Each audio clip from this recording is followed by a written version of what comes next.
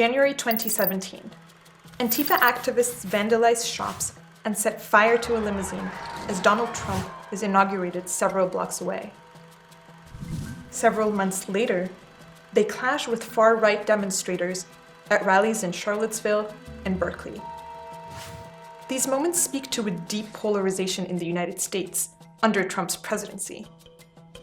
But they've also cast a national spotlight on a far-left group that until now was little known in the country. Antifa groups. The anti-fascist movement. Known to not only clash with bigots, but also sometimes with police. And the president himself has taken note. The violence and vandalism is being led by Antifa. That was his reaction after some of the most violent civil unrest seen in the US in years. Protests touched off by the police killing of an unarmed black man, George Floyd.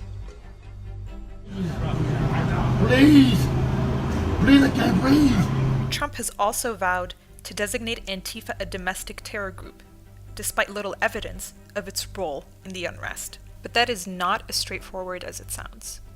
Antifa could not be characterized as an organization. So what is Antifa all about? And what makes it so controversial? Let us unpack that for you.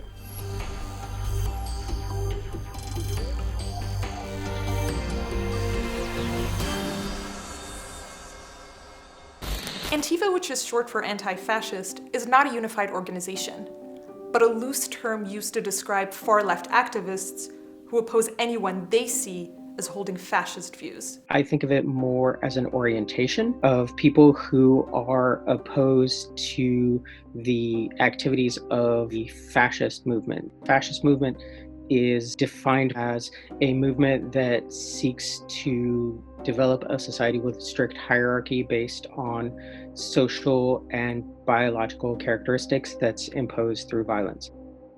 This is often taken to include white supremacists, homophobes, xenophobes, and racists. Antifa want to stop the far right from having any presence in society, from trying to embed themselves in communities and present their ideas as common sense and grow their political power. In addition to that, Antifa activists tend to be opposed to the values of capitalism. There are a lot of contemporary anti-fascists who view capitalism as a form of systemic oppression, in that it is engendered with inequality and exploitation of workers. Groups that identify with the Antifa label are most commonly found in Europe and North America. But anonymity, along with the lack of structure and overlap in ideas with other leftist groups, makes it hard to know exactly how many people count themselves as Antifa members. People who are part of Antifa groups don't only do Antifa things, they're also environmentalists and unionists and other kinds of activists and organizers. Anti-fascism is more of a counter movement because anti-fascism is a social movement, but it's specifically oriented towards opposing another movement.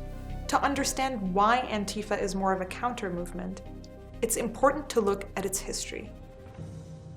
In the 1930s, a wave of nationalism was sweeping through Europe, most notably the rise of the Nazi regime here in Germany. This is when Antifa first arrived on the scene. The creation of the anti-fascist action in 1932 was a reaction to a Nazi assault on members of parliament of the Communist Party, and it was thought as creation of a united front against Nazism in Germany. The historical Antifa fought street battles with Hitler's followers until it was forcibly disbanded in 1933. But that legacy of resistance resonated for decades to come. Post-war Antifa organization tried to continue the denazification in Germany in the 1950s, struggled for reparation, supporting the victims of forced labor under the Nazi regime, a work that continued till the late 90s. And in more recent years, Antifa activity has been fueled by the growing popularity of the far right and right-wing violence in Germany. We always had right-wing terrorism in Germany after World War II. Just some examples. In 1980, 13 people died in the Oktoberfest bombing, which was carried out by a neo-Nazi group. Between the year 2000 and 2011, 9 migrants and a police officer died by the hands of a Nazi group. In October 2019, a Nazi terrorist attacked the synagogue of Halle, trying to kill the people celebrating Yom Kippur. Antifa groups are always a product of the society they act in. In Europe, and especially in Germany, of course, they focus on the continuity of racism, fascism and anti-Semitism, while in the US you have different structures of racism. But it wasn't until the 1980s that the movement really took off in the United States, with a group called Anti-Racist Action. It was a response to neo-Nazi skinheads in the punk scene. After some quiet years in the early 2000s, the rise of Donald Trump and the alt-right led to a resurgence in Antifa activities. With the growth of the alt-right in the American political scene, there were a number of spectacular confrontations between anti-fascist and far-right figures and groups. Antifa groups share a common set of tactics to achieve their goals. They conduct research, organize information campaigns and demonstrations to counter far-right presence on the streets.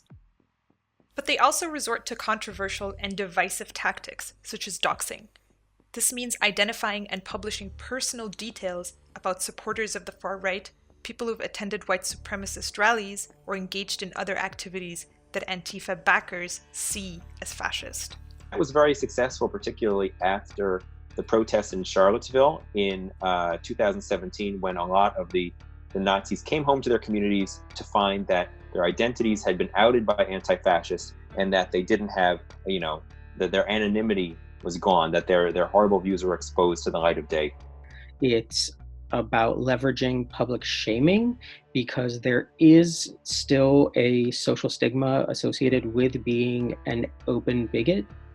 But it's the willingness to use violence that has most drawn attention to Antifa and put activists on the radar of governments. For fascists, the use of violence is inherent.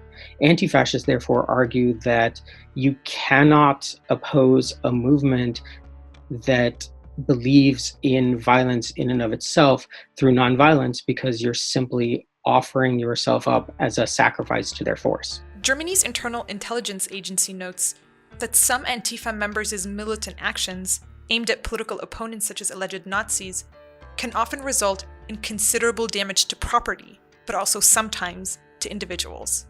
This has often made Antifa the subject of debate in the German parliament, the Bundestag. Danke, Antifa. Wer als Politiker die Antifa unterstützt, macht sich mit gewalttätigen Verfassungsfeinden gemein. Antifa's use of violence also often draws criticism from others on the left, like thinker Noam Chomsky. I don't think the way to deal with neo-fascist groups is to try to shut them up forcefully. You should try to win the argument. Adding to Antifa's controversy is the movement's antagonistic relationship with the state and law enforcement.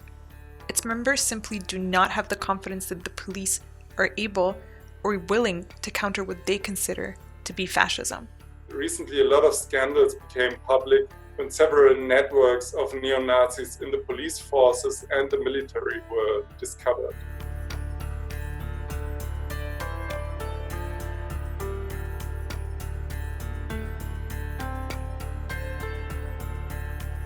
Yet despite Antifa activists' views on violence and their willingness to take matters into their own hands, evidence suggests that the damage they have done has been majorly overplayed.